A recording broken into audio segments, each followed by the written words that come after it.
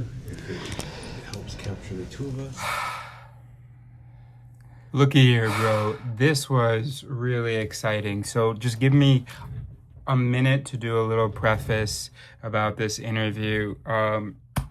Heart touched. So if conversations like about the mind with other curious and intelligent and informed people is like air to me, depression without it, this was like pure oxygen with like a really nice fragrance too. So this interview is with an old philosophy professor of mine who I have very fond memories of from like 10 years ago or more. So it's been some years. Yes. How long? First met in 2008 and we spoke in maybe 2012 or something. So it's been almost 15 years. Wow.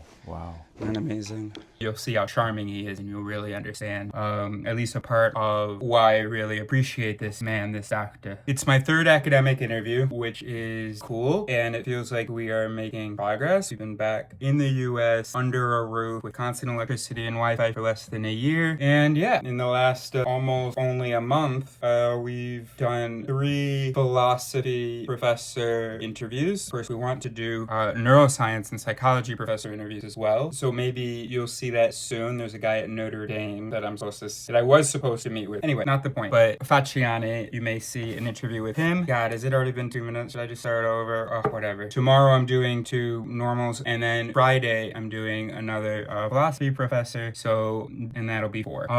Okay, one thing that I wanted to say to Dr. Santiago in the conversation was I started to, and then I think I got distracted. But so here's what I've written here. I feel excited and even important because, and especially given the state and trajectory of society, I feel excited and important because we're talking about a critical, a long-longed, a much anticipated, whether it's religious thinkers, philosophers, scientists have come up with lots of explanations, but also a never before possible clarity about the soul, which is kind of one of the most fundamental things of our humanity existence, life, world, not the world outside of us, of course, but the world as we behold it. And this is, as I've said in many videos, the first known moment of a biological species achieving self-awareness. So why do I say that it's never before possible? So it was anticipated before we had science. People were like, oh, I think the self is this, or I think there isn't a self, etc.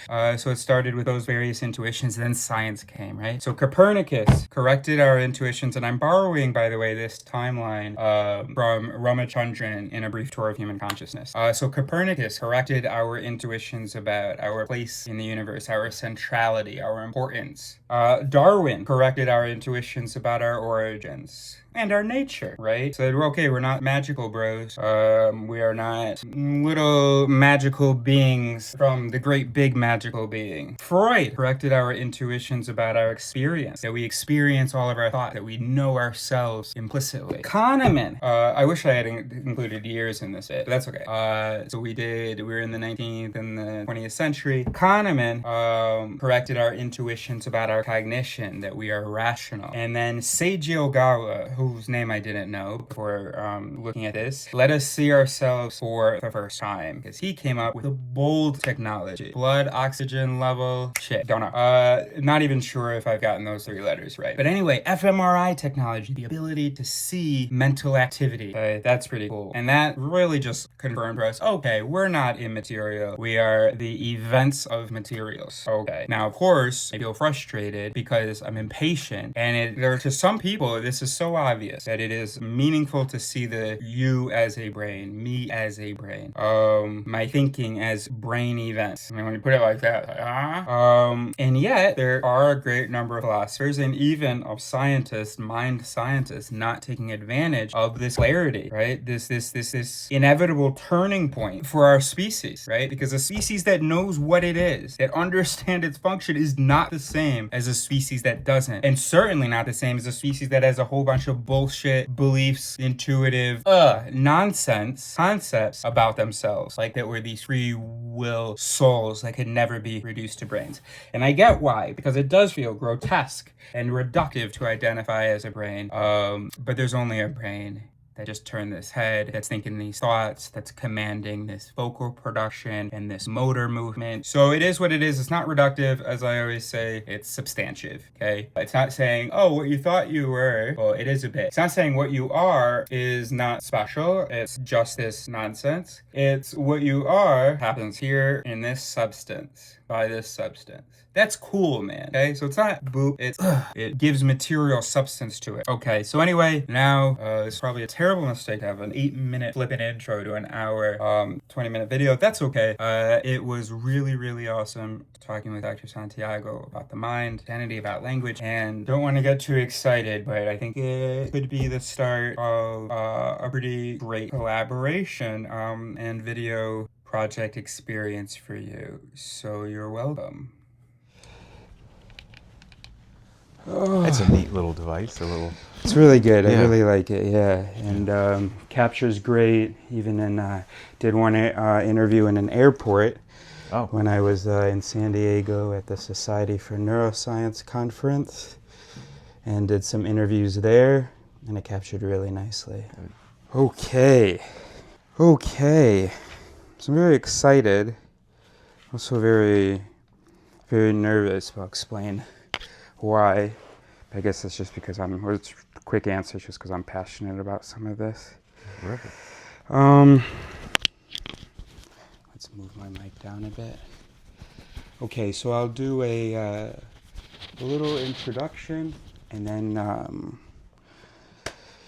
we'll talk. I'll present a bit of an agenda that I kind of. Okay. And then we can catch up a little bit. Anyway, so yeah, I've got a bit of an outline. Don't want to be too rigid with it. I'm going to just make sure that I don't end up going over time. Yeah. Great. And an hour is possible? Because you have office hours until 2:15? Yeah, an hour's easy. All right, cool. Okay. Oh, am I recording? Let's see. I am. Excellent. And I'm going to check on that every once in a while. Okay. Because I've had terrible experiences of it wasn't recorded. Wow. Okay. Missed out on. It always feels like I missed out on the best stuff. Okay. So hello, my fellow risers. I am here with Dr. John Santiago. So I've written out an introductory paragraph for you. I'd like to introduce Dr. John Santiago, founder and executive director of the Community Garage. And in his free time, Dr. John, the hot rod philosopher, is a professor of philosophy and religious studies at the College of DuPage and was even department chair. He earned his PhD at UIC in 2004. So I mentioned in the email, I was waiting to interview Dr. Maria Schechtman, who has contributed to some of your work, right? Given you a lot of feedback. Yes, she was co-chair during my dissertation committee. Okay, very good. And then David Hilbert, Dr. David Hilbert, was talking about you in the hallway, and I heard John Santiago, flood of memories and so on. And so I'm interviewing Dr. Hilbert on Friday. Oh, terrific. Yeah. That's great.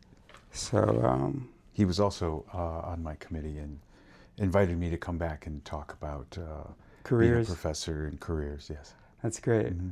Excellent. And then maybe that part was edited out. Our relationship is that he was my philosophy professor here at College of DuPage. First time was probably in 2008, maybe an introduction to logic class. Haven't you written a textbook on logic? Yes, yeah, recently, a couple of years ago, a year or two ago. Wrote a textbook just so my students could have a free textbook. So it's an open access textbook. Oh, very good. Excellent. Okay, so for the agenda, we'll see how we feel about this. We'll see how this order goes. I want to briefly talk about something called ALARIS, that I call ALARIS, which is basically a procedure for discussions. That's the goal of ALARIS, to come up with that. And then I want to ask you the questions that I typically ask in my street interviews about self, mind, identity. I want to ask I want to ask you some stuff about identity and personal autonomy. Okay.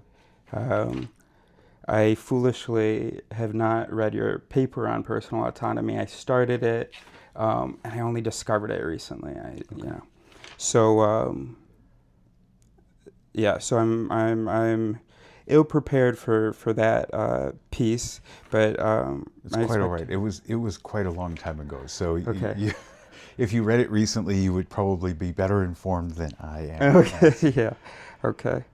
And then, since I'm outside of academia, it's just hard. It's hard sort of thinking about these things, wanting to develop ideas with other people, and then just not having those other people. So I have a little group that, but right now it's just me teaching them. Like, we're reading Thinking Fast and Slow, learning about heuristics and biases. So it's just really great to have this meeting. I've had my conversation with Dr. Maria Schechtman. Do you know who Jay Garfield is? He wrote a book called Losing Ourselves, which I think you would really enjoy. It sounds so familiar, but it's been some time since I've been in that particular area. Yeah. Well, he was at Smith College, and now he's out in Australia. But yeah, so I don't know if Smith College, if that rings a bell. Okay. So there you go. That's okay, excellent. Can you tell us a bit about Community Garage? Sure. So the Community Garage is it's an after-school nonprofit program. We are effectively a mentoring program, and we just use motorsports as kind of a magnet to draw kids in. So we give them a lot of opportunities to engage in an area of automotive interest that is really kind of hard to come by. Motorsports is kind of a mysterious world that people, they watch on television or they peek in from the outside, and it's hard for them to imagine themselves inside. Actually doing things. I see, yeah. So I use that as a basic kind of like framework to do the mentoring. There's two elements to it. One is, if you're going to engage in motorsports, it requires kind of like an all-encompassing set of life skills. So you have to be really good at budgeting your time. You have to be really good at budgeting your funding. Risk assessment. You have to be excellent at risk assessment. You have to be able to set your priorities. So doing motorsports kind of requires life, right? So all the skills that you would bring to do life really well, that's what motorsports requires. So you get somebody involved in that, and they just start to pick up on habits and understanding that, character in these ways actually matters. So that's one aspect of it. The other one is the sense of uniqueness in motorsports. So most people, if you ask the average kid who's interested in cars or even interested in motorsports, would you like to go racing? They will eyes light up, and they're like, wow, yeah, I would love to, but that's just, who does that? So they don't see themselves in that position, right? They don't see that as part of their life horizons. And that, I respond very negatively to. I can't sit still when someone is trapped in their own limitations. Yeah. So the motorsports is just sort of like this, it's this wow world, and that's what I want them to see, is that that's your world. That is every bit, some element of your potential or your, capability as it is anyone else's. So motorsports is convenient for me. Also, I love it. So it's easy for me to be passionate about it, but it's also easier for me to see there are these really important things about it. And if somebody gets a little bit closer to it, they get a little more of that out of it. That's awesome. It's fantastic. And that's the one, just a good guy as well. I've always, not just smart, but just a good contributing person. That's awesome. And so, is there something specific about motorsports, because when you were talking about that, I was thinking about people who listen to music. Then the thought of making music is like, oh no, Right. I'm not. That realm isn't Right. me. I'm a normal person.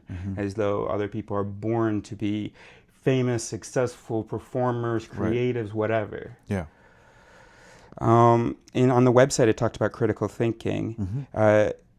How would you define critical thinking? I mean, roughly, always roughly. I don't have any like really ultra precise definition. So I usually think of critical thinking as any kind of like a mental effort that you exert in order to develop the, best, whatever it is that you're trying to accomplish. So the best beliefs that you can formulate, the best solution that you can develop to, a challenge that you're facing. So it is in contrast to those moments where there might be, mental things going on. We might be using our mind, but we're not really trying to do our best, right? We might just be sort of like casually perusing something. We might be entertaining ourselves, right? We might be daydreaming. We might be doing lots of other stuff. So critical thinking involves this important element of control over one's own thoughts in order to do the best that we can to develop those thoughts. And those thoughts is a generic, so those thoughts meaning either something that I want to settle my mind on. What do I believe about whatever, right? Second, what should I do about whatever? So for many years ago, I sort of like, I was teaching critical thinking in the textbook. We had parsed it in that, what do you believe, what do you do, right, kind of way. And I found that to be really helpful because then it brings in things like motorsports, right, where we have to figure out what to do, right? I'm not trying to develop my best thoughts on aerodynamics. It's like I have to set the car up, Right. You know, and obviously that requires beliefs and stuff, but there's a different emphasis, the action emphasis. And about knowing what your goals are. Yeah. And I find that actually once people pick that distinction up, and it really settles in, they start to notice that when they're talking to other people, they cross their wires. I'm sorry, I think I missed, or I just got confused. What distinction? The distinction between trying to make up my mind about a belief versus trying to figure out what to do. Right. So we often treat those as if they're the same thing because I have a belief about what to do, and so isn't that the same thing? But it really isn't. When we're talking about, what are my beliefs about some particular subject, right? And of course, philosophy is filled with stuff like that, right? I'm an idealist. No, I'm I'm an epistemologist. Yeah, what do I subscribe to? Right? Yeah. Right. What do I subscribe to? Right. When you are stuck on the side of the road because your car broke down. None of that matters. Yeah, none of that matters. But something does matter, and you're very, very intently focused on resolving that situation. Right. So you are critically thinking. Yeah. It just doesn't ever come out in a book or in an essay. Yeah. So when we actually make that distinction, I think you start to notice that other people are frequently crossing their wires on that. So the discussion will begin one way, and then it will quickly devolve into a discussion about something else, and nobody really notices that they crossed their wires, and now the entire objective of the conversation shifted. Yeah. Right. So part of critical thinking, this intentional effort to control one's mind to identify the intention, right? Isn't that important? To know what goal you're working towards? Right. Yeah. So I joke in my critical thinking class that it's the title of the class is critical thinking, and the secret subtitle is self-awareness, because critical thinking requires that reflective. I'm aware of my thoughts as I form my thoughts. I'm aware of what the objective is to my thoughts, so I have to know what my intention is as I inform my thoughts. Yeah. So. And then there's, if you read a lot of critical thinking textbooks, you'll see there's a lot of different models that they propose for thinking. And I think they're all very, very heavily overlapped. They're not identical, obviously. Okay. But they're different styles of how do you accomplish that? How do you control your mind, elevate your awareness, so that you are focused and directed at achieving the best result that you can. Excellent, excellent, excellent. So let's see. I just realized there's something I forgot to do. Just want to make sure. So we started at 06. So in this way, I can kind of look back in the at the video at my given notes. So this was about 13, 19. Okay, awesome. So probably later in the conversation, because I want to, or maybe let's give it a stab now. You talk about this word control, and there are words like control, deliberate, conscious, and yeah, those are the ones that come to mind that we use a lot, that have a lot of intuitive significance, but that I don't understand mechanistically, empirically. Yeah. What is the, I don't know, I am skeptical of the empirical significance of some of these words. Okay, fair enough. What does control mean to you? So, I don't know if I have like a similar sort of like even rough account of this. When I'm discussing this in class, so there's something interesting about like class. Like, you know, as a professor, you have like a lot of authority to guide the conversation, right? Because you as a professor have certain goals for your students, and so you intentionally guide the conversation to achieve those goals. So I apologize if I'm doing that. Actually, I don't mean to be doing that right now. I don't. It's I hard haven't to turn noticed. off. So here's the example that I often use. There is if you study developmental psychology, there's a very, very early moment. So you have a newborn child. You'll take them to the doctor, and the doctor's going to ask you some basic questions, right? And what they're actually trying to do is sort of like map your child. Like, we know that there is this range of physiological and cognitive development, right? And so we ask these basic things that are markers that your child is sort of like progressing, you know, within that range, right? If not, we need to have some sort of an intervention. Okay, so one of the earliest things that... Some examples like speech, maybe theory of mind. Sure. Well, there'll be speech is one of them. Like, you know, are they walking yet? Right? Mm-hmm. Are they doing things like that? And some of these are really, really basic things. Like, you know, can they track an object? Right? Because we don't sort of like come out of the womb with a lot of this. We sometimes think we do, but we really don't. We develop a whole lot very, very, very early in our life. So one of the ones that I find most fascinating relates directly to control. And it's called the pincer grab. Okay. So any parent who's ever had their kid in the chair puts a bunch of Cheerios out, right? And the doctor, if you're not familiar with this, the doctor will actually tell you, put a whole bunch of Cheerios out on the table. Right, and tell me what the child does. Okay. Can they pick up one? Is that exactly right? Because prior to a certain level of development, this is neurophysiological development, right? Motor skills. What we're doing is tracking basic motor skills, right? The child does this, right? Like yummy stuff, and just ham fists it, right? Right, and just sort of like devours, right? Dribbles everywhere. Okay, so. As their neurophysiological development advances, they learn to be able to control their index finger and their thumb to pick out a single one and put it in. That requires a neurological feedback loop. So when I think of control, I think of a feedback loop. I heard a button. I heard that, but it didn't sound familiar to me. I think okay, it might have be been something else. Thank you for that. I want you to let me know next time you hear that too. Something. So, this process is for your empirical, exploration, right? This is a feedback loop, right? Yeah. It's a very complex feedback loop, which is why we don't come out of the womb with it, right? Yeah. We come out of the womb with incredibly gross neurophysiology, right? Like the heart pumps, thank goodness, and the lungs, the diaphragm contracts, and right. And somehow we find a nipple, right? We have a response, right? But that takes more time, more development. Yeah, it takes understanding, the coordination between vision, the coordination between different muscle groups, many, many different muscle Right. groups, right, to accurately all come together. The brain is actually processing a lot of very fast, small signals, right, Right. and collating them into a plan that it can actually execute. Right. That's control.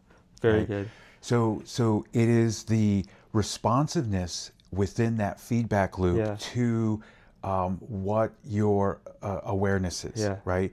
There is an overarching, what we'll call it an intention, but there's an overarching sort of like objective or goal or desire or Sure. whatever, you know, Sure. nom nom nom, right? Yeah. I'm not, these little children are not sophisticated, right? Yeah. But they are already governed by an overarching desire. They are already now beginning to put in place the very small elements of what they are aware of and what to do with that awareness. They are not typically consciously aware of this, but physiologically, that's exactly what the brain is sort of like engaged in. Now, 1328. I will I will apologize to my philosophical brethren because I forget whether it was Dan Dennett or another philosopher of mine who talked about, I'm pretty sure it was Dennett, who talked about the role of conscious awareness.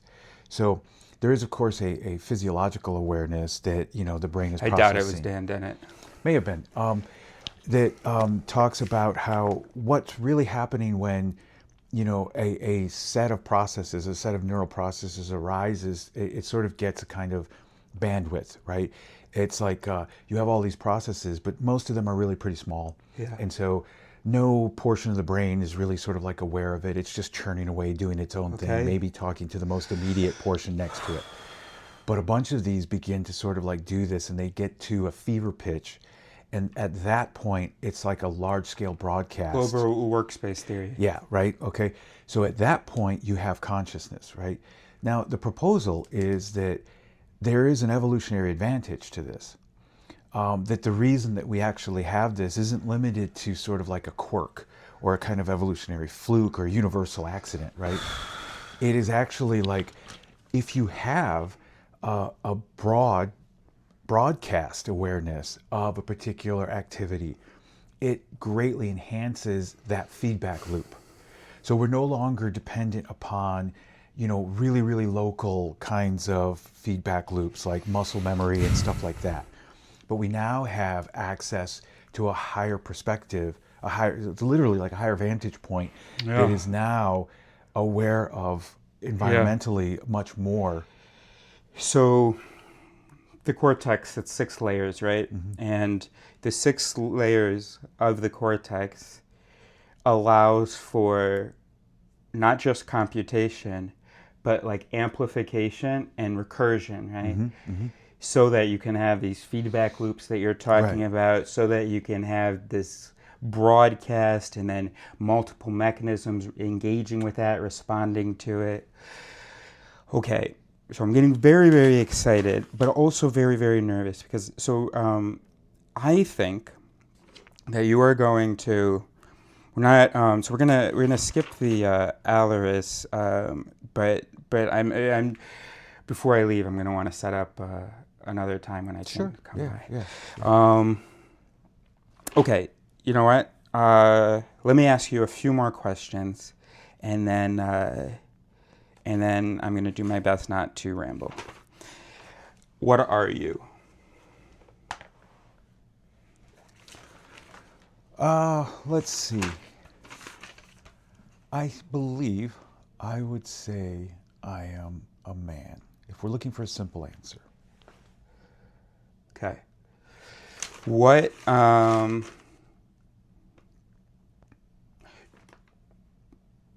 some of these questions are as though I hadn't asked you the previous question. Do you identify as a brain? No. I like that question, by the way. But, It's sort of the main one for my project, and that's what I'll try not to ramble too much about, but communicate clearly. Mm-hmm. What is a mechanism that you would describe as being a mechanism of the mind that is beyond the brain? Oh, um, I'm leaning heavily on my brethren here. In philosophy? Yes. I would say writing. Right. The activity, the literally bodily activity of altering one's local environment to to preserve and enhance stimulation.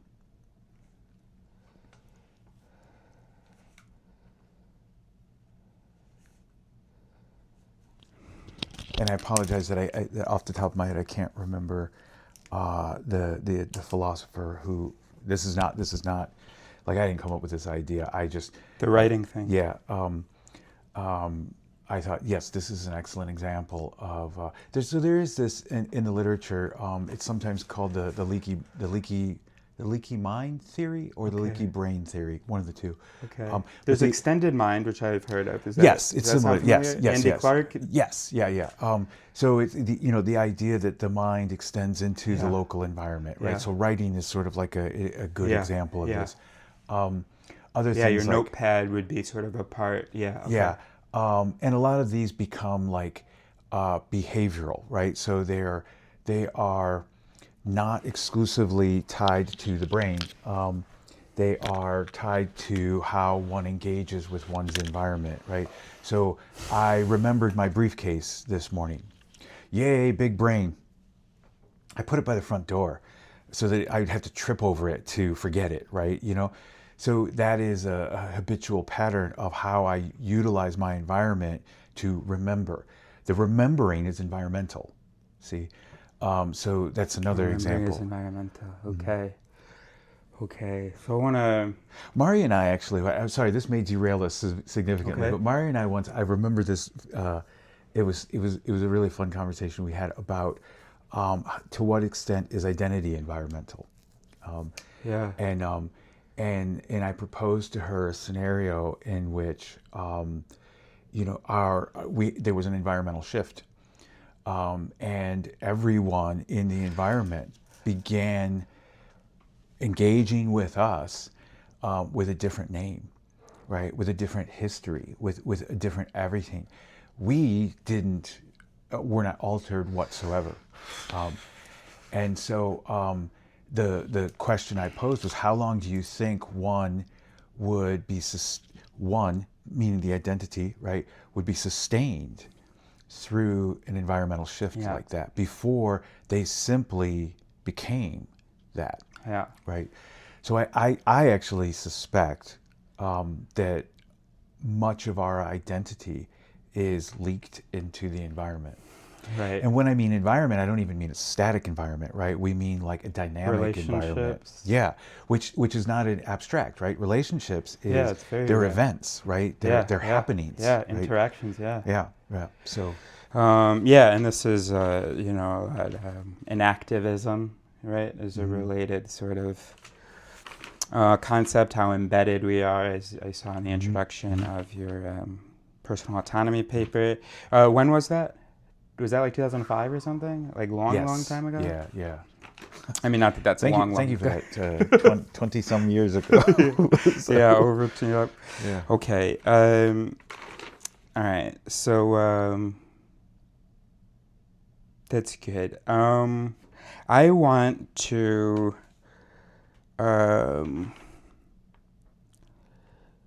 All right, let's say, okay, so then a last question for now.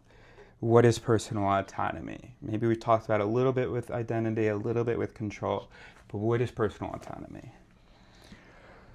Are you asking like kind of academically, like within philosophy, what is it? Or are you asking like, what is my view of it? Or are you asking both? What is your view of a useful concept of personal autonomy for and every day for just a human being. Okay. I think a useful way to think of it is a very early way to think of it. So, personal autonomy is the qualification, personal, of autonomy, right? Originally, that term autonomy, this is coming from an old Greek term, and it had meaning in that context of city-states which govern themselves or not. They could have been invaded by another city-state. Is nami for name, like that we name ourselves, that we give ourselves our own title that distinguishes us from others? Well, it's not just about identification, right? Okay. It really boils down to, are you or your people, right, as a city-state, do your people govern themselves? Or were they invaded? And, I mean, they still exist. They still call themselves whatever, you know. But others now govern your community. Yeah, so who's right? making the decisions and according to whose goals, maybe? Yes, right. So that's sort of political, early notion of political autonomy. So when we say personal that, we mean something like, for you as an individual, who's governing you, right? To have personal autonomy is to govern oneself, right? To lack it, we call it heteronomy, is to have others govern you. So there are sort of easy examples. Like I think just about every teenager kind of like feels a loss of personal autonomy when mom and pops are calling the shots, right? And they feel like their life is not in their own hands. Right, and that's why doors get slammed, because that's when we start that needing to fight for that autonomy. Exactly, yeah, right. We begin this process where we are trying to lay claim to something which we feel intuitively we deeply need, right?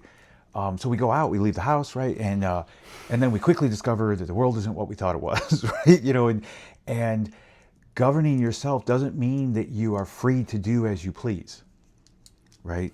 Governing yourself means that you hold the responsibility of whatever it is that you do, and that in order to actually pull this off, you have to actually take your place in the wide world, right? You have to. This is exactly what you're vying for. You know, as you slam the doors and you yell at your parents and stuff, you know, you're trying to convince others that you have standing in this community. You have roles other than the obeyer of the two people who produced you. Right. That you are now stepping into a role where you no longer simply obey, but you also command authority, right? So, you know, this particular way of thinking of it, it has a degree of flexibility. Like if you look at Kant's work, right, he thinks it's simply because we have a rational mind, we possess this. And the only question is whether or not other people actually like respect you or not by recognizing that you possess this. If you know, flash forward, if you're asking me, I think that this is more leaky mind stuff, right? This is more, hey, look, this extends into the environment. To take your role, to take up this role within yourself actually means that sometimes you do literally slam the actual door. Right. That if you just sit there and just say, yes, mom, and inside you're raging, you will never actually fully, right, step into that. Right. You'll never take your place to take that kind of claim over your own life. Yeah. Right. You can. This is not a nice way of saying it, but you can tell yourself all day long that you write the rules for yourself. But if you are constantly surrendering yourself to others, you're not actually writing the rules, right? And the reason you're not is because you don't take that place in your community. You must live it. It's not enough to believe it. You have to live it. Yeah, and role, you know, I was just thinking, role definitions have to be mutual, or, so first by mutual, I mean that if I think of myself as Jeffrey's friend, and that's part of my identity. If I'm not Jeffrey's friend in his mind, then that's not a role that I'm playing at, because I have to have that effect on Jeffrey. Right. And that's kind of Yeah, so it's important to sort of like point out that like even when I say you have to live it, you can't just believe it. Your addendum is really, really important because the live it part needs that interactivity, right? So way back when I said that autonomy it requires an embedded agency,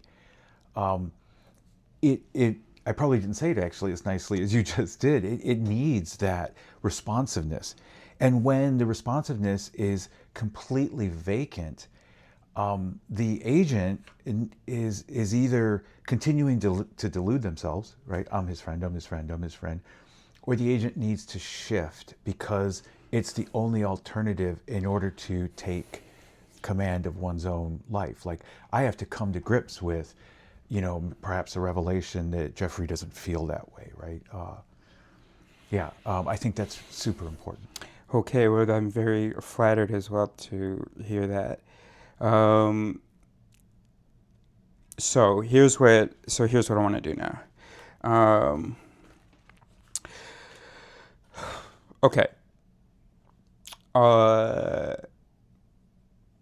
Okay. So as context, since 13, I've been very interested in understanding the mind. Okay, started with just reading. I mean, like how the process of reading, and then read Predictably Irrational by Dan O'Reilly, behavioral psychologist or behavioral economist, and then it really became about beliefs and rationality. Read Thinking Fast and Slow, a whole lot of. At least a couple dozen, so maybe not a whole lot, but a couple dozen in that, in cognition and so on. And then just been doing a lot of thinking, started coming up with my own sort of syntheses, concepts, terms, and so on, probably in 2015. And then also in 2015, moved to France to do a semester abroad, stayed there for 10 years, including 5 years living outside, 2.5 years in the woods, 2.5 years in an RV, and just doing a lot of thinking and observing. And I'm quite proud of a lot of the things that I've come up with, but and I don't believe in anything 100%. So I'm proud of them, and I have some confidence. I think they're empirically justified. I think that there are other, reputable, prestigious thinkers who are aligned with some of the stuff. Of course, I learned it. I mean, I didn't, make anything up. Even the words I coined had sort of sources in a sense. Just recombining things, and I'm a bit. I'm having trouble because, how do I say this? No,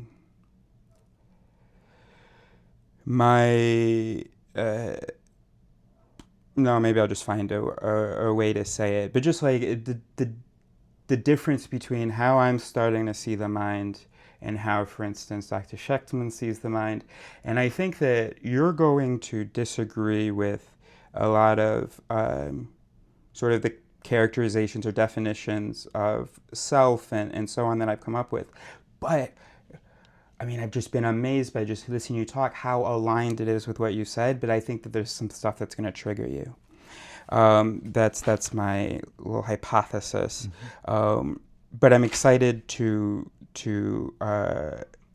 that's going to be very constructive, and I want your help organizing some of my thoughts, the ones that you're going to disagree with, I think. Mm-hmm. I don't know how useful it is to keep framing it that way, but I think it's just to prepare myself. Okay. And then also, this is really, I need help developing Alaris, which is, So it comes from, so dialectic, and then, so ERA stands for empiricism, reason, imagination, and skepticism. And so I was thinking dialysis, like a dialysis of our thoughts. We're kind of working together to kind of sort through our thoughts. So dialysis, it's like dialectic plus eris, and sounds like dialysis. So that's for two people. And then I started thinking, oh, well, you could have a protocol for one person to evaluate an idea, a protocol for two people to discuss an idea, and a protocol for someone to present an idea and how the spectators process it and how it's presented, blah, blah. So we have monalaris, dialaris, and wealaris. Okay. But alaris, we're going to talk about in the future, and I even want to, there's a simple thing that I call like a game of 20, but even simpler, a game of 5, which is basically where we're each going to make 5 statements. So let's say whoever comes up with a statement first makes theirs. It's a limit, it's limited to 15 words or maybe 50 words. You make the statement, and it just slows us down. You make the statement, the other person can't speak until they have their statement to respond with, and there's limited words, limited amount of statements you can make, and it kind of forces, I'm hoping, type 2 processes to engage, because when we're constantly going back and forth, it's easy for type 1 system 1 processes to. Okay, so I really want to get ideas from you about that. Okay, but now what I want to do. Right now what I want to do is I want to, and this could be, so every step or rule, guideline in an alaris is, I call it a box. So then you have a specific box list. Here are the boxes for our discussion. We're going to pause every so often. We're going to define terms, blah, blah, blah, blah. Okay. Haptics, we're going to shake hands, everyone. I don't know. Okay.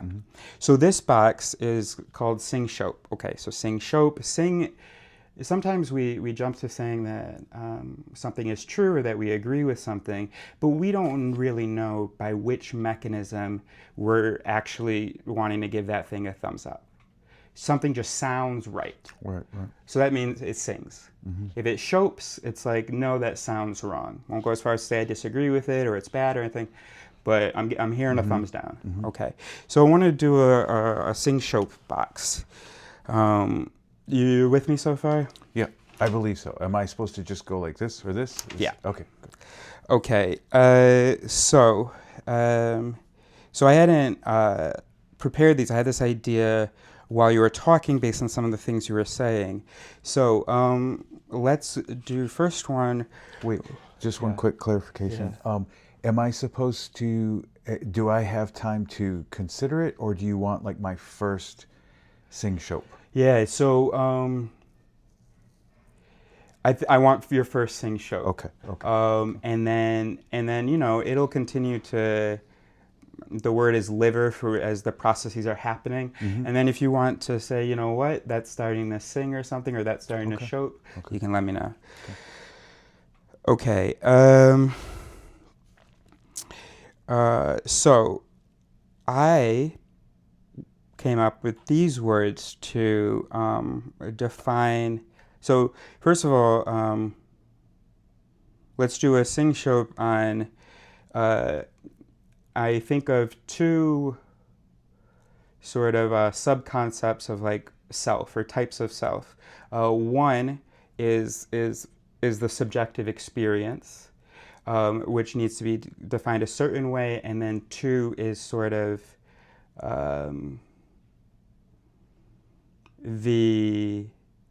all of this more like embedded stuff. So more of the mode of existence, we'll say. So there's the mode of subjectivity and then the mode of existence. So we talk about maybe like the experiencer and the person. That sounds sing shope? What do you think? Okay. I would then go to define me as an experiencer as the conditional neurological activity.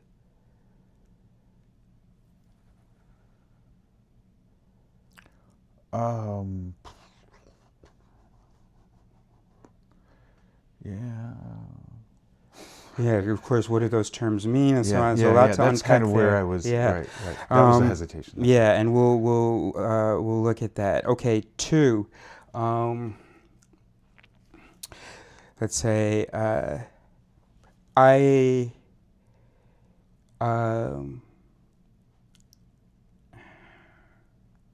you know what? Governed by environment. So so yeah, let me. What if I say that regarding the personal autonomy question? So that there's no such thing. That there is, in the sense. So we'll do this in parts. There is personal autonomy in the sense that behavioral decisions are affected by the objectives in that system.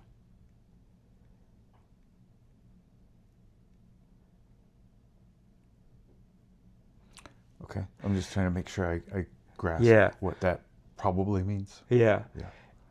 But it doesn't exist because, so when I was saying that I am conditional neurological activity, the events around me trigger things. And so in that way, I do not have personal autonomy. So I may have my goals, my instincts, and so on, but which of those are triggered, that's going to depend on the input sources. Mm-hmm. Does that feel okay?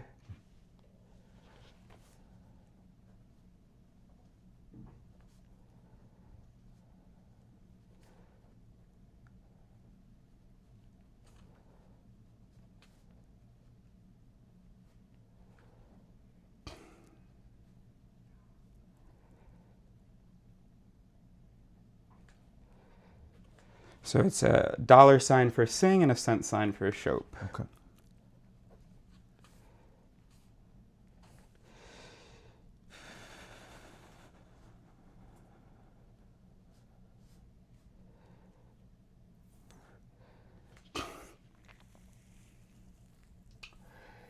Philosophy of self, your brethren, you, have been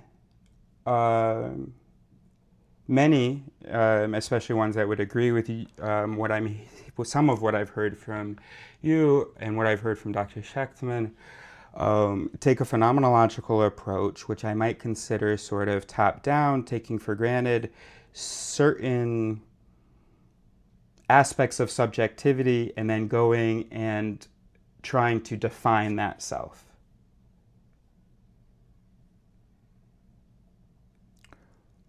That's the claim to, right? Yeah.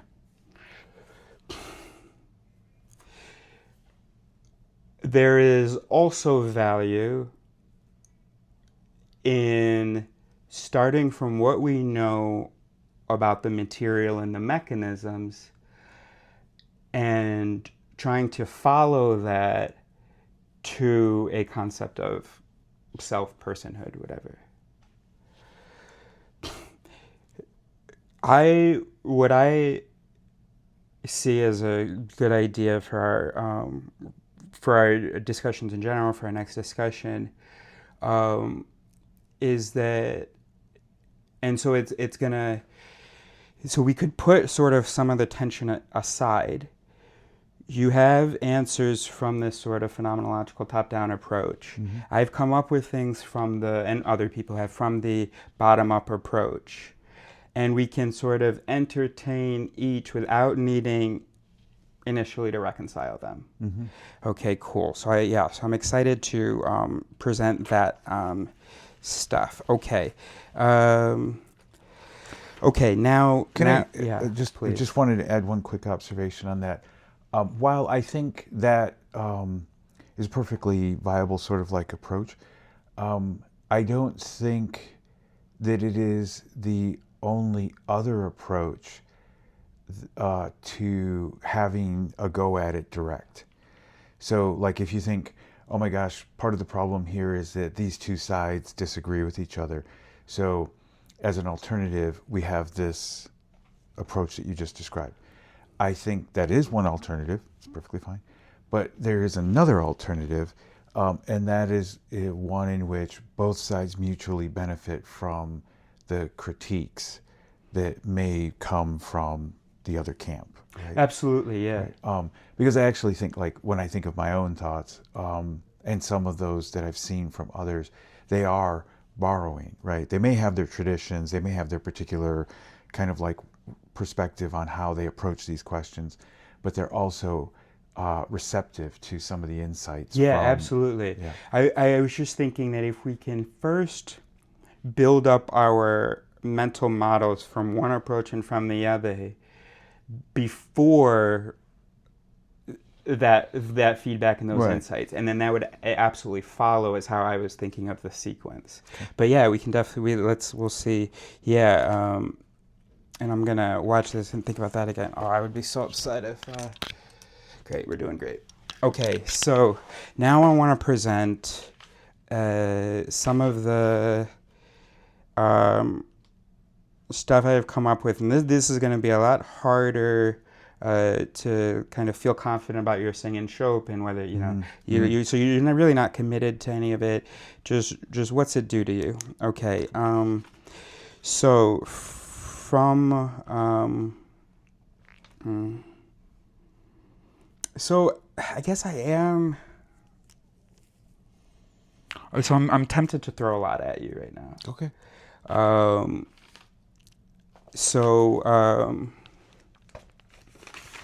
Okay, so 1358, Warsaw, okay, over. Okay, so, can we do until 2:15? Yes. Excellent.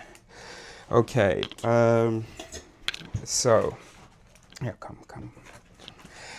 Okay, so. Ooh. Sorry. No, yeah, No. let me, Like dropping pictures. And by the way, I stuff, see a lot of French stuff. Have you spent a lot of time there? No. We spent some time in Italy and Japan. Okay, very good. Excellent. Okay. So I'm sure. So I only have like 300 subscribers. I think my video with Dr. Schechtman got maybe 100, 150 views, and I think people are really going to enjoy our conversation. Great. So thank you. I haven't said thank you. Thank you so much. Honestly, I just almost teared up. My pleasure. Thank you very man. much. Yeah. Okay. So let's start with my definition of critical thinking, and you're going to notice it aligns with some of the stuff you said.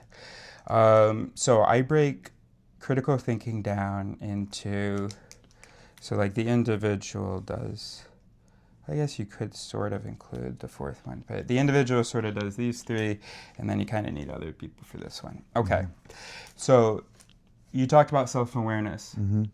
So I call that critical recognition, basically, okay? So there are two parts to critical recognition. One, recognizing the nature and function of the thinking system. Namely, understanding how fallible it is, sort of what, and what it evolved for. Can give you a lot of hints into its fallibility, its reliability, whatever. So to recognize that. The way I typically phrase it is to recognize that I'm just a mass of neurons that evolved to like be able to hunt and reproduce to age 35.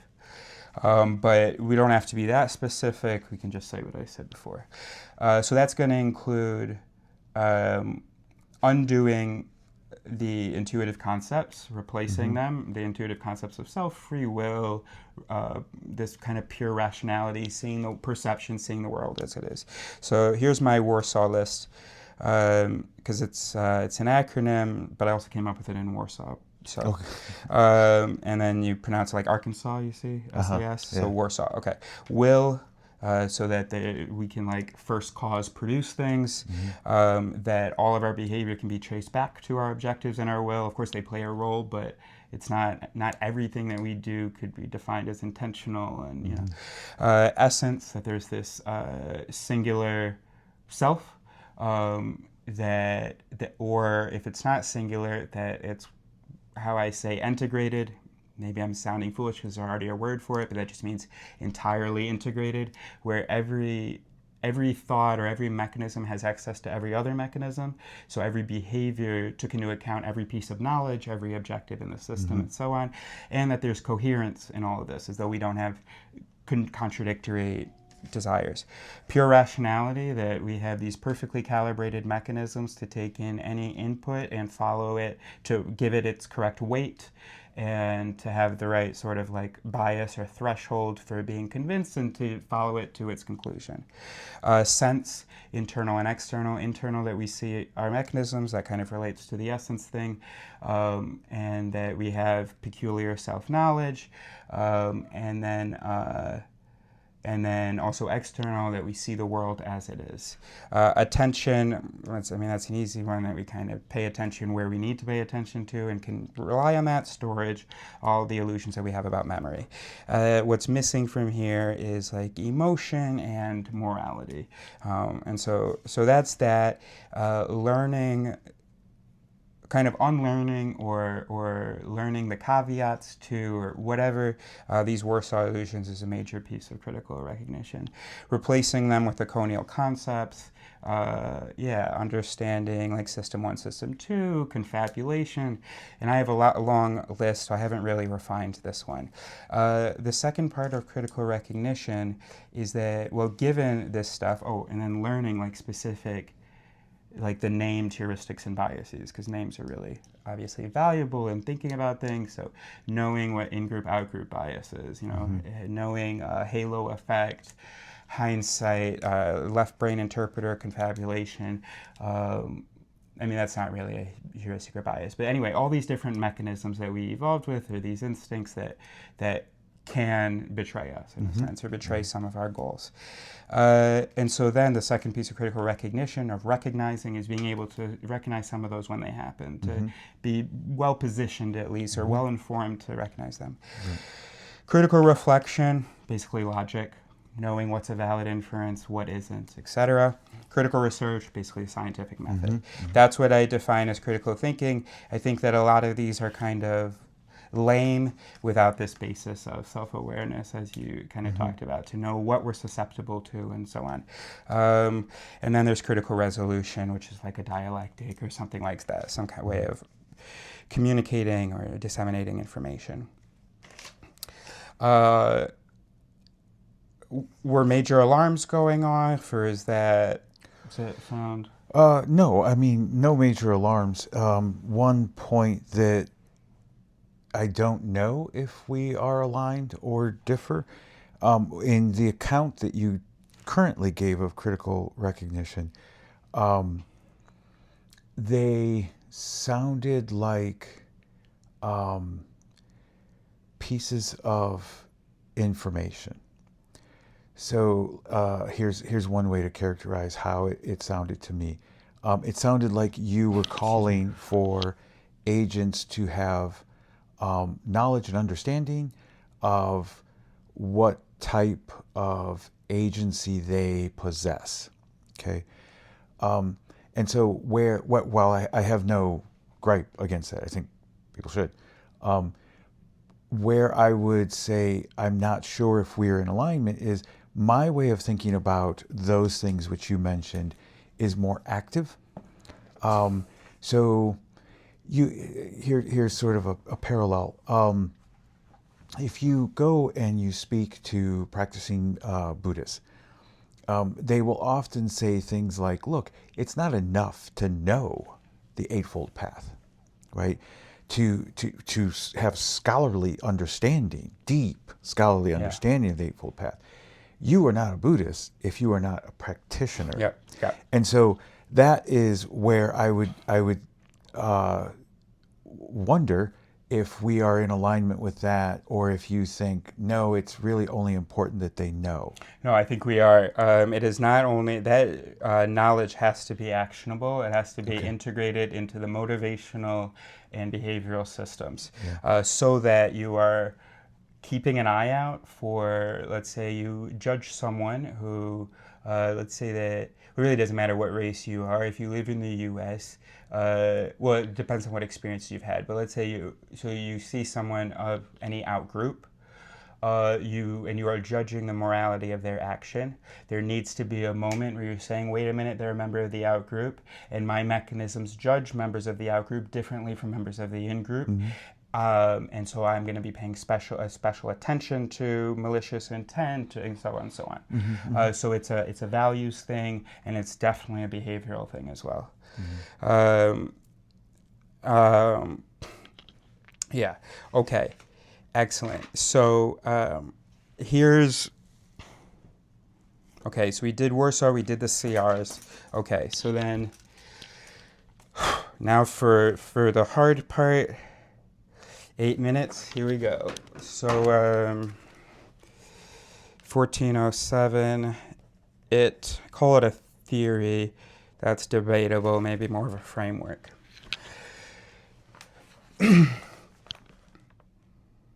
In 2015, there's the group called the Chicago Skeptics, and they have a thing called Skeptic Camp, a little conference where members of this group give a little presentation about something to the other members. And I presented a model of the mind that I now wholeheartly reject, that is a lot more aligned with sort of our intuitive concept of self. Okay, so there are two agents. Character's not the right word, but I'm going to say 3 characters. So what I called the bid, borrowing from Freud's id, the ego, and then the gid. The gid, that's just like your objectives and preferences. Okay, that's that set. Okay. The bid is, your intuitive, instinctive, unconscious mechanisms of interpretation. And then the ego is that higher self, that conscious, rational deciding self. And so for a few years, I thought that this worked. Maybe it didn't make it to a few years, I'm not sure, until I couldn't find this ego thing. And then just like biologically, materially, mechanistically, like what would that be? Because neurons, they're just like dumb cells. They're kind of like automatic. And so where is this? And then how would you know when it's ego thinking versus when it's bid doing the thinking? So then I hit the ego myth. Oh, it's an illusion, this self thing. And so I'm thinking, okay, so it's I am just maybe a set of all of these little automatic mechanisms, like a giant kennel with a whole bunch of dogs of varying strengths and so on. Oh, by the way, because the bid was represented by a dog, my sister wore makeup, had little ears, And so then I moved into this IT framework. Okay, and so this is my big thing, and it just seems so clear to me that the evidence suggests this. I use it with me and my partner, my girlfriend, and I want to use it with more people. I don't, but then I really need to run it by people and get some sort of validation, because I feel very wobbly in it, even though it seems so clear to me that it's justified. Okay, so here's how it goes. So this is really bottom up. Okay, so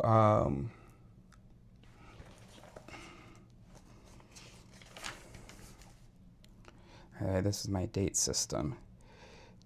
A universal date system. Year, a letter for the month, the date, letter for the day, starting on Monday. So ABC.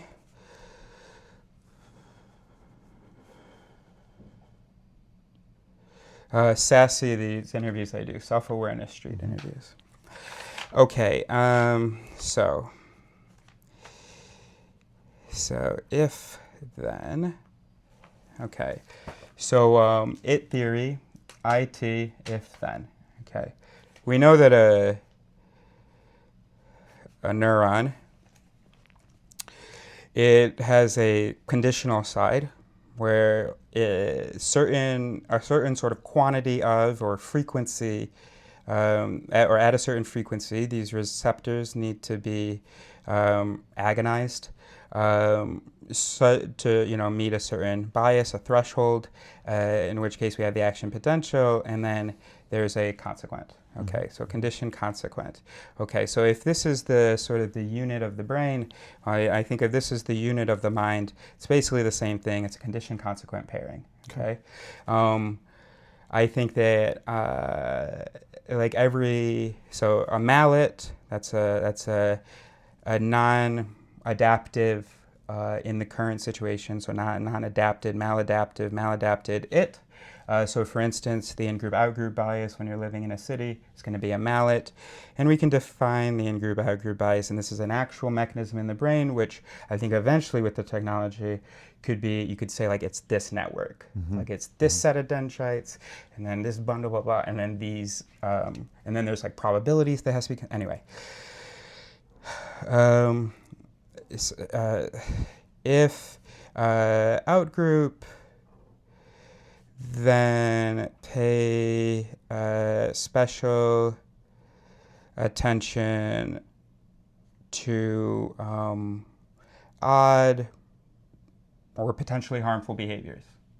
If member of the in-group, then give benefit of the doubt, something like that. Okay. So I think of the mind, I call it the sit stem. I mean, some of this vocabulary, but it's just how it's coming out right now.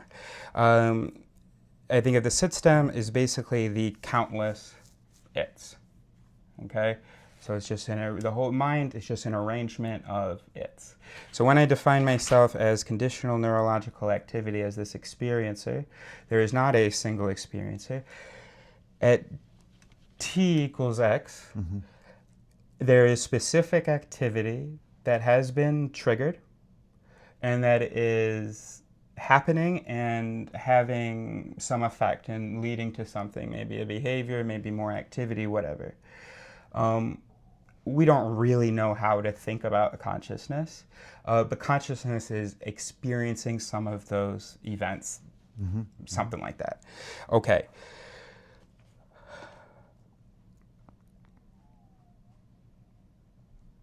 I mean, I guess that's really basically it. I mean, there's a lot more to be explored about sort of the justifications, the foundation for this, and then more about the application. But one thing I want to talk about, I think maybe finish this explanation with, is, and by the way, I think that concepts of control, deliberation, rationality, responsibility, all of these things, we realize we kind of have to throw out the window and might as well just come up with new words that actually sort of are justified by, I mean, not by my model, but by the information that led to my model, which is all very exciting. I also think, by the way, that, okay, so two things I want to say. One, language application. And two, I want to tell you why this is so important to me. I've been really frustrated with people's irrationality and arrogance. So their ignorance of their irrationality or their arrogance about their rationality. I don't believe that I'm rational. I don't believe that sort of any thought I have or feeling I have, it never feels like 100% like capital T truth. And of course, it doesn't make me unique, but it is a bit of a minority of people that can feel like that, and it's almost pathological with me. And I am sort of patting myself on the back, and also woe is me. I think that one thing, I think it's partly a personality thing, but another thing that has helped me is getting into trying to understand the brain so early on, and then quickly realizing I don't see any justification for certainty or a belief in my rationality or anything.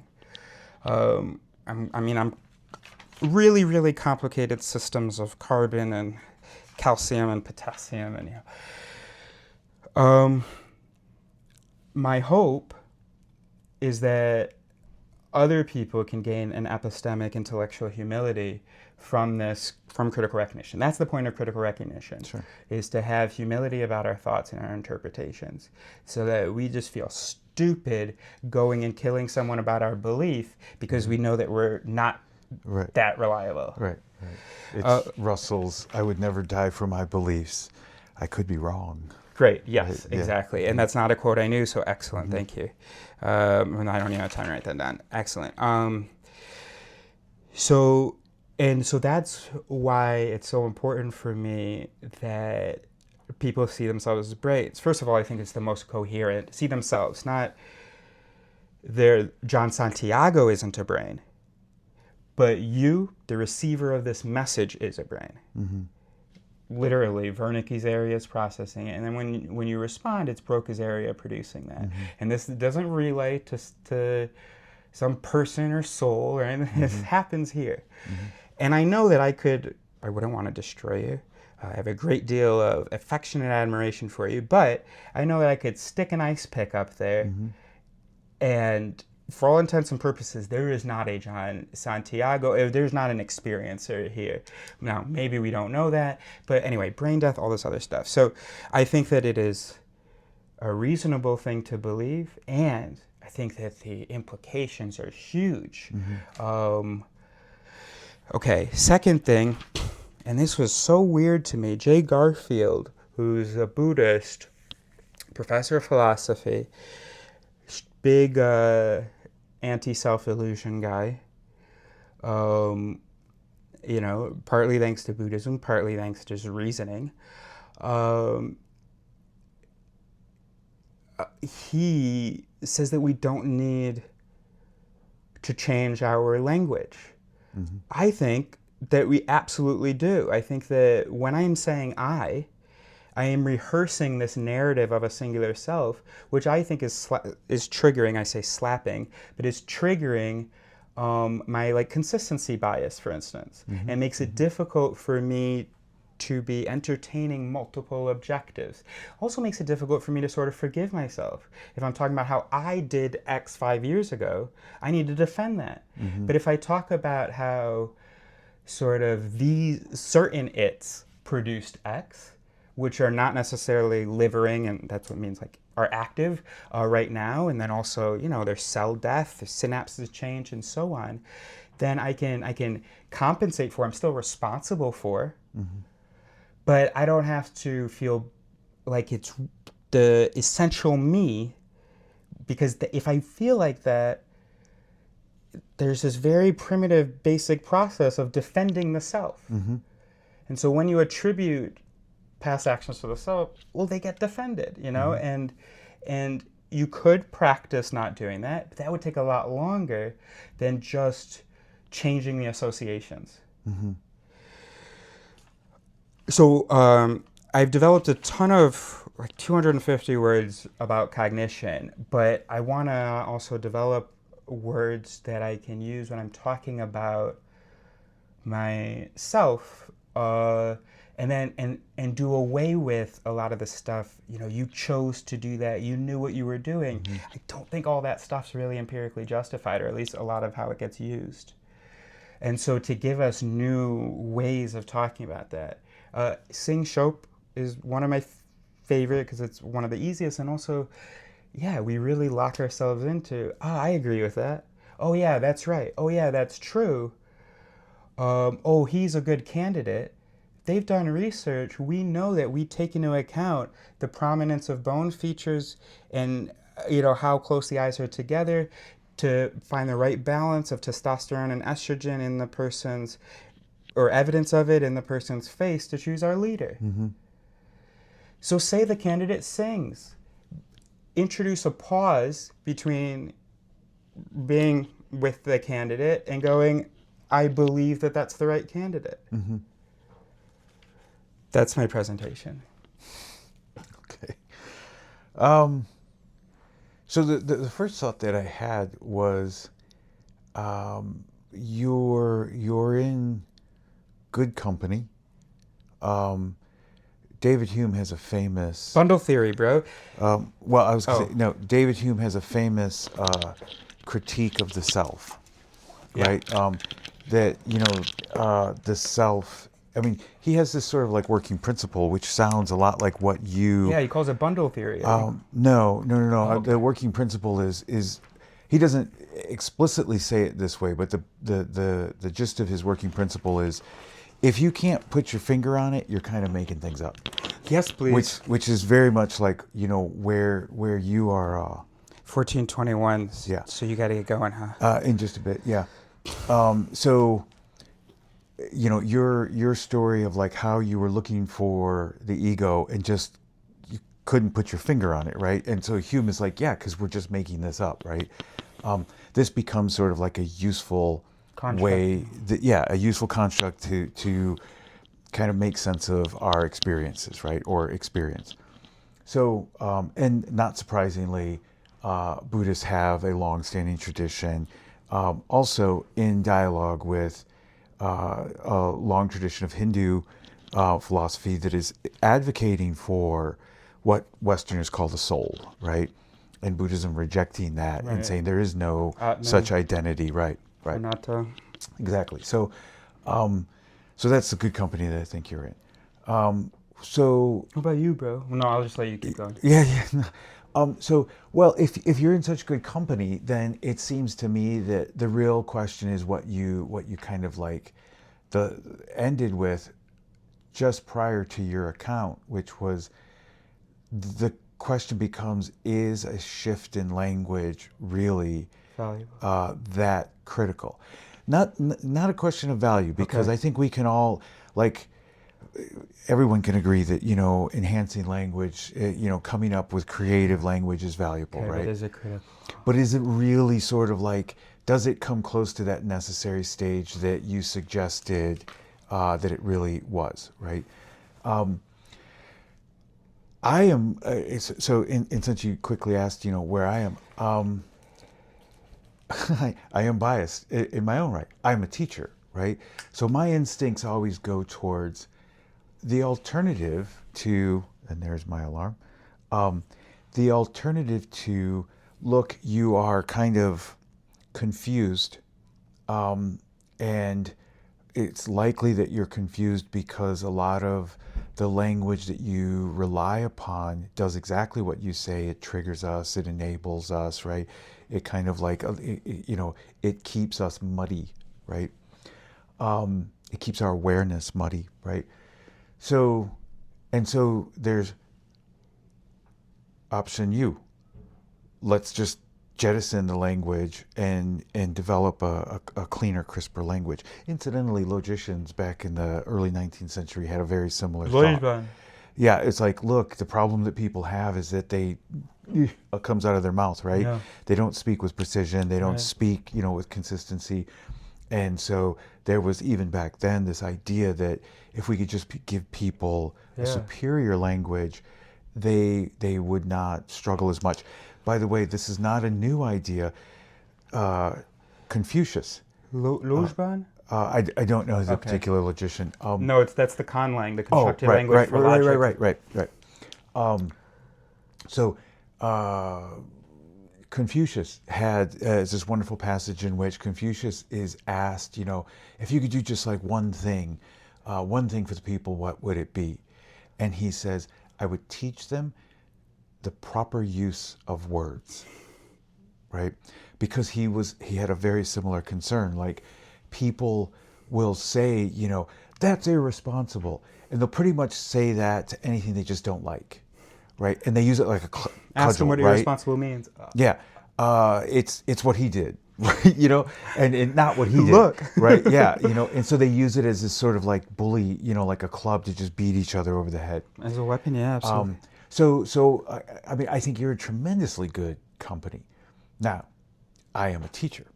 So here's this language, you're confused. It leads to all these, difficulties.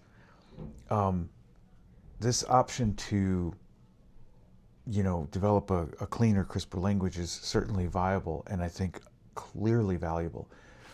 But my option would be to deepen their understanding of the language that they use. Yeah. So this is probably where the Buddhist gentleman that you just mentioned, Yeah, that's what he was. right, to say we don't need to lose our language. What we do need to do is genuinely understand it. So I lean in that direction. I have to respond because language didn't come from God, right? Right. Language, we had our intuitive or our natural sort of interpretations for things. God is a great example. We're like, oh, rain comes from something. Something made me, whatever, name, word, God. Right. Okay.